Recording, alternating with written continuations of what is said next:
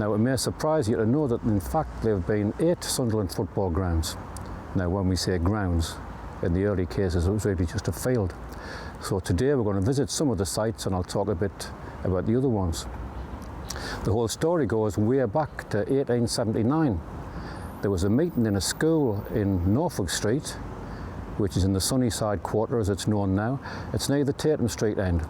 And if you go there today, you can see this blue plaque, which basically says a group of people met and they formed the club. Now, it didn't have the name Sunderland AFC at that time. It had the very long name of Sunderland and District Teachers Association Football Club. Now, it's rather difficult to get a chant going with that. I think Borussia Mönchengladbach fans will know all about that. So the main mover in that was a guy called James Allen, who came from Scotland, and he was a headmaster, head teacher as we say now, at Hendon Board School. And the first ground was very close by at Blue House Fields. The Blue House pub, as was the building, is still there, with that lovely mural by Frank Stiles of local boy Rach Carter.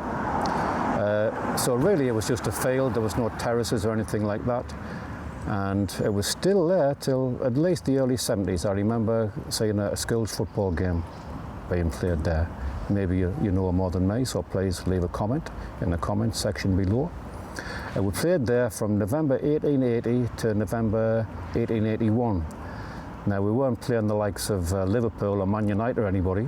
The first game was against Ferry Hill, and the last game was against Elsick Leatherworks. So just local teams. These are the kind of teams we were playing back then. So we played there for a year, and then we moved on, not too far away. There was a blue plaque on the wall. I think it was in Corporation Road, but some kind person stole it. Now, I heard recently that another group has recreated the plaque and is going to be fixed, hopefully a bit more securely, in the near future. The next 2 Sunderland grounds were also south of the river. And the second one I really like it because nobody knows where it was and when we played there.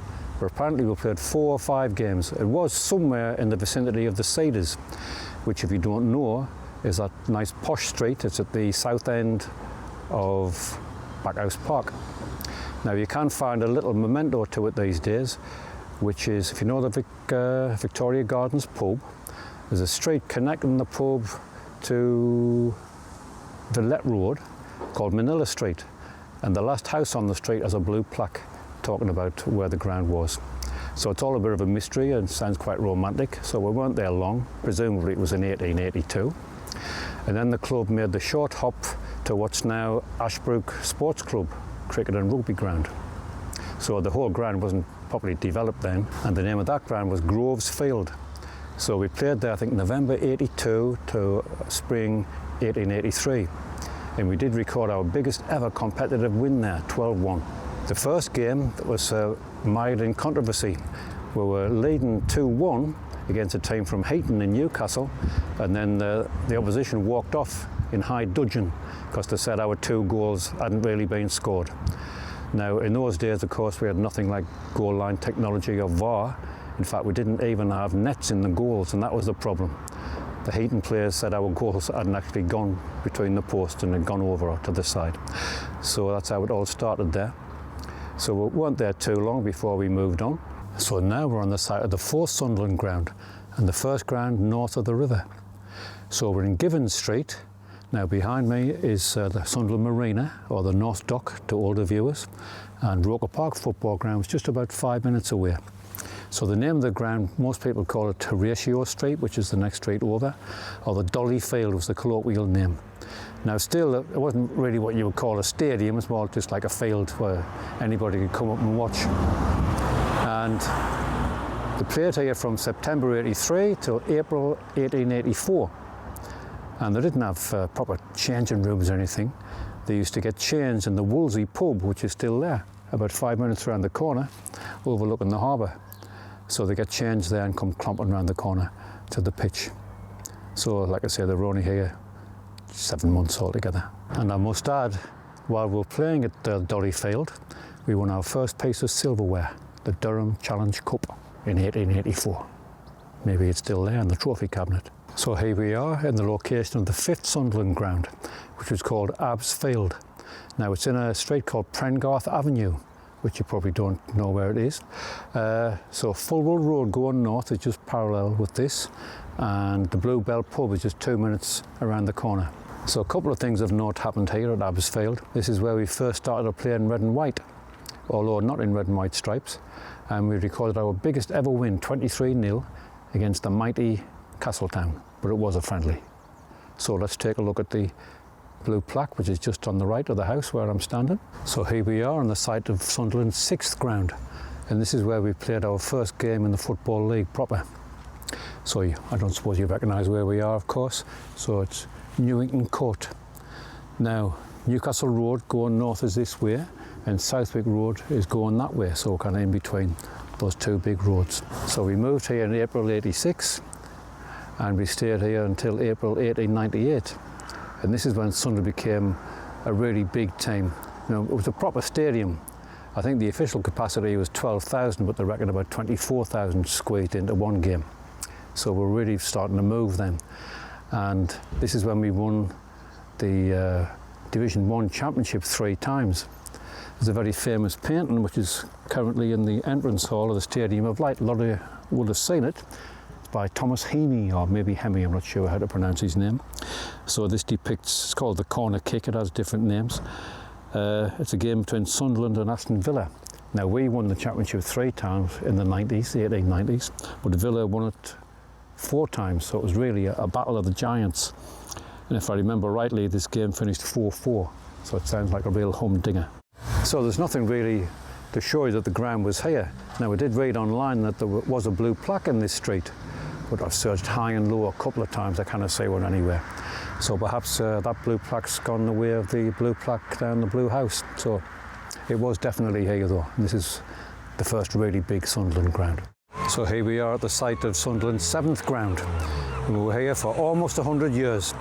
September 1898 to May 1997. Now if you don't live in Sunderland, or maybe you haven't been back from Australia for decades, you might be wondering where we are. Well, this is where Roker Park was, and there's a nice housing estate here now. So at least they've commemorated the ground with these modern names. This is a good street to live in. Now across the road you can see a blue plaque on the house there which commemorates the Roker Park ground. So we're just off Roker Baths Road actually, and this is where the Roker end used to be.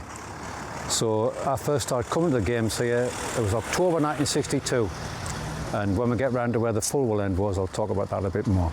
But certainly from 1970 onwards I was mainly in the Roker end, and it was uncovered. So if it was raining, I remember one day particularly, I think it was the first game of the 1971-72 season, we played Birmingham at home, and it was torrential rain, but we stuck it out. We were absolutely sodden all the way through. I think we drew 1-1. One memory I have here was much later. It was right at the end of the 79-1980 season, and we were going for promotion, and the last game was against West Ham. They just won the cup a couple of days before, and I hitchhiked up from London, and there wasn't an all-ticket game, but when I got here it was absolutely chocker outside. You couldn't get in, and they'd closed all the gates. So having hitched all that way, I wasn't going to be denied. Like, so a lad in front of me, I gave him a bunk over the wall and he got in, and then somebody gave me a bunk and I got over the wall. I was sitting on the top, and this cop looked up, he just got his hands on the lad out, I'd got over the wall. So I thought, oh, I'm never going to get through here. So I just stuck it out, and round about half time they opened the gates to let people out, so we all just went in. And actually when you got in it wasn't that crowded. So the 1970s and 1980s were a very up and down period for Sunderland, but it was often the gallows humour and the crack with your friends that was just incredible. You had a beer or two before the game and maybe afterwards, and it was just the fun of going there with your mates, whatever happened in the game really. So just behind me is where the main stand of Roker Park used to be, and the lower area was called the paddock, which I used to go in quite a lot, 69, 1970. One thing that happened here after the game, especially when I was a really young kid, 64, we used to come and wait for the players to come out the main entrance and get their autographs. So I have a couple of examples here. So older people will remember George Hurd, Harry Hooper, and the mighty Jimmy Montgomery. I remember when I got Monty's autograph, I don't think it was this one actually, it was another time. He must have been about 20 and he was there with his girlfriend, who later became his wife, and me and other kids mobbed him, and she was linking arms with him, and she looked so pleased. She was smiling up at him in an adoring way as he signed our autographs. Of course, Monty's one of the pillars of the side over the decades. I know one or two people criticise him, but I'm not one of those ones who do. I remember I went to Ian Porterfield's funeral in Surrey in 2007, and several players were there. I remember Dennis Stewart and others. I was thinking, where's Monty? It's not the same without Monty. But as they carried the coffin out of the church, Monty was there. He was one of the pallbearers, and I felt really glad to have Monty there. It was a bit like your dad had turned up, or Santa Claus or something. He's one of these figures. He's just a great bloke to have around. Another autograph, which I got at a different time, was Charlie Hurley. Now, Charlie used to live, maybe it was Hipsburn Drive or one of those streets up near the Barnes Hotel. And when I was 10, we met Brian from Chester Road School. He said, Ian, I found out where Charlie lives. Let's go around his house at dinner time and get his autograph. I don't know how we had the nerve to do it, but we did. And Brian knocked on the front door, and Charlie's wife answered, and we said, hello, is Mr. Hurley in? And we gave her the books, and about a minute later, Charlie opened the door. He looked like Desperate Dan. He looked like he'd had a shave or a blow lamp and scoffed a couple of cow pies. He never said anything. He just gave us the books back. But I got his autograph 2010, so nearly 50 years later, at a book signing in London, and his autograph was just the same. That's what you want from a centre-back there, consistency. There was something else that happened to, I think it was 1970, we got relegated again that year. And I was in the paddock, we played West Ham, and the ball came across and Jeff Hurst nodded it in. And we did get beat 1-0, but as that goal went in, there was complete silence all around. And somebody shouted, bring on the Rolling Stones. There'd been talk about the Stones playing a gig here that never happened. It seemed completely pie in the sky at the time, whereas it's normal these days at the Stadium of Light. And many of you will remember in 1987, David Bowie actually did a concert here. I think it was Glass Spider Tour. Now, I don't know what David had been up to before he started the gig, but he made a big mistake when he said, hello, Newcastle. That's the first thing he said. It didn't go down very well. Many people said the Screaming Blue Messiahs were the best band that day. So behind me is where the Fulwell end used to be, and I spent most of my time at Roker Park in the 60s in this end of the ground. The first game I went to was with my big brother Graham, and it was October 1962. Now, in those days, the team was Montgomery, Irwin, Ashurst, Anderson, Hurley, McNabb, Hooper, Hurd, Clough, Fogarty, Overfield. That was certainly one permutation of the team. So Brian Clough was still playing with us then, and the first game, I think it was Derby at home, and we won 3-0. Now, I was very small, even for a 8-year-old, so I hardly saw anything of the game. Our Graham would pick us up when anything was happening. It wasn't really practical to sit on the crush barrier, should I say, because he was getting knocked off it all the time. So if anything was happening, like a penalty or a corner, he'd pick us up. And so 90% of the game I probably didn't even see. I remember I went to one game, it was Cardiff at home, and I thought we'd won 2-0. And when we got home, I saw it was Cardiff had scored a goal. And I said, you never told me they scored. And he said, well, you know, I didn't want to depress you, like.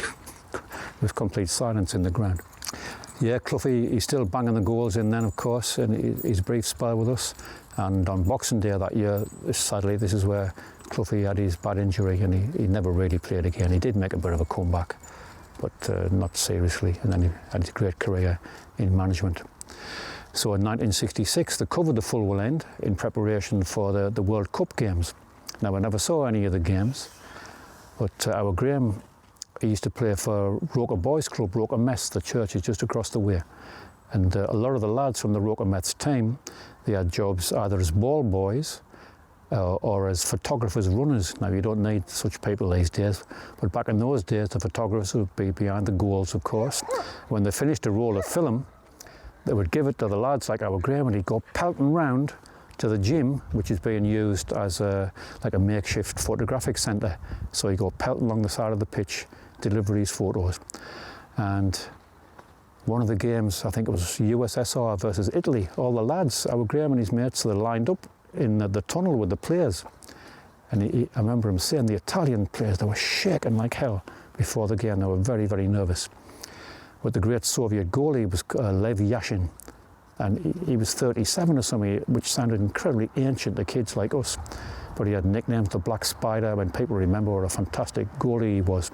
And he actually spoke to our Graham at one point. I think he said hello to him as he turned round in the goal mouth. Now, I've got so many memories of being here. This is where chanting really started. It didn't really get going in the modern era at any rate till about 1966, 67. And this is when the aggro started between the different teams. I think once you had one identifiable area of young lads. So the late 60s. And there was no segregation of fans. One game, I think it was about March 1970, Newcastle came and they took over the whole ground. I mean, people might not like to admit that now, but that's what happened. There was tens of thousands of them that were filled up the full end and everywhere. There was no kind of segregation of the fans, and there was hell on. There was cars set on fire and fights all over the place. It was a very serious situation. So many, many happy times here. We got promoted in 1964 with Charlie in the team, Charlie Hurley, of course. And it was a great thing when Charlie, he was a centre-back, number 5, centre-half, we said in them days. So when Charlie came up for a corner, the atmosphere on the ground was fantastic, and people would chant, "Charlie, Charlie." And he got many a goal, jumping up and heading it down, so it bounced and then up into the goal again. People called him the king, and quite rightly so. He was a fantastic player. So lots of great games, lots of pretty miserable ones and all, but so many great times. I'm sure you have plenty of your own. So please leave your comments below. So here we are at our final destination, the Current Ground, Stadium of Light, of course. And no visit to the stadium would be complete without popping into a Love Supreme fan shop. So you can buy all sorts of books, magazines, hats, woolly sprouts and all kinds of things. Or you can have a cup of coffee or something to eat. So Martin is the main man there, and others in the team are Paul Dobson, Sobs, and Dan and Lewis. So they produce a regular hard copy fanzine, as well as reports every day and reports on all the games online. So you can see where we are, obviously. So the first game at the new stadium was at the end of July 1997, a friendly game against Ajax. And the first competitive game was a couple of weeks later against Man City, and we won 3-1. Now the crowd was 39,000, which really surprised me, as at the end of the previous season it had gone down to less than 20,000, so suddenly we had a lot of new fans, and pretty consistently the crowds have remained high during that period. A lot of people talk about, oh, it was better in the old days, when people always say that. So Roker Park they preferred to the Stadium of Light. But, well, yes, it has been a bit up and down, the atmosphere, I must say. But the best sequence of 3 games I ever attended was the playoff against Coventry, second leg, when Ballard scored in the last 10 seconds. The atmosphere there was incredible. And the next game was not here, but at Wembley, of course, the playoff final against Sheffield United. That was absolutely marvellous day. And then the first game of the new season against West Ham, which we won. So that sequence of 3 games, I think that's the best sequence of 3 games I've ever seen in almost 60 years supporting Sunderland. So the atmosphere is really, really good again now. And we are doing very well. We'll see how long that lasts, of course, but it's great to be back in the top flight again. Everybody knows Bob Stokoe, of course. Football fans are a very superstitious lot.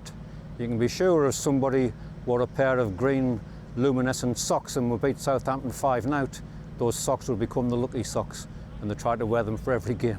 It's a lot of rubbish, but it's all part of the fun. Something a lot of people do is to touch Bob's foot for good luck before the match. I tend to do it myself, just for a laugh. So I really like this statue. So it's here really to commemorate Sunderland fans who are no longer with us. Now we've all got them in our families. My brother Graham, he took me to my first game in 1962, which I'll talk about later on. And my dear friend Arthur, who I sat with for donkey's years. It was always fun going to the game with him. When he died, actually, his funeral cortege did a circuit of the stadium. So I'm sure everybody knows that the Stadium of Light was built on the site of the largest colliery in the area, Weymouth Colliery, and we have a nice commemoration of that here. My grandparents used to live just over the road in Southwick Road, and my mum grew up there as well. And during the war, the colliery was a prime target for the Luftwaffe, so it was quite a dangerous place to live actually. On a lighter note, I mean, in the old days, football stadiums just had one or two football games a month, and they weren't used for anything else. But the stadium now, it's used in many other ways. There are lots of banqueting suites and conference rooms and all sorts.